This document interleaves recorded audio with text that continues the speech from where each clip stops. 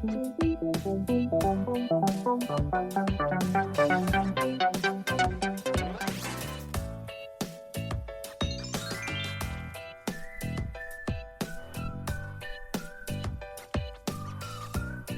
we begin, please hit the subscribe button for more updates and upcoming videos. Garage door adjustment you can do yourself. There are certain components of your garage door opener that need adjusting to ensure that your door functions properly.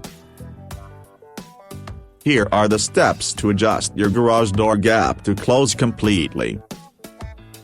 Place a stepladder beneath the box portion of the garage door opener. It's better to have a helper steady the ladder.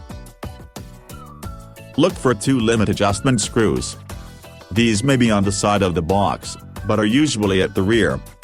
Identify the switches by the up or open, and down or close labels. Turn the screw marked close or down counterclockwise, using a flathead screwdriver. Turn the screw 1/2 to 1 full turn. This may only move the door 2 or 3 inches closer to the floor.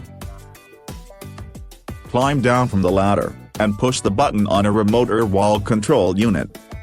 Close and open the door 2 or 3 times, assessing how close to the floor the door stops. Continue to adjust the limit switch and testing, until you obtain the desired results. How much to turn the close or down screw depends on how far from the floor the garage door stops. If the door stops and reverses near the bottom, the problem may lie with the safety sensors. Check the sensors, one on either side of the opening, and look for anything that may obstruct them seeing each other. If the sensors can't connect to each other, they will not allow the door to close completely.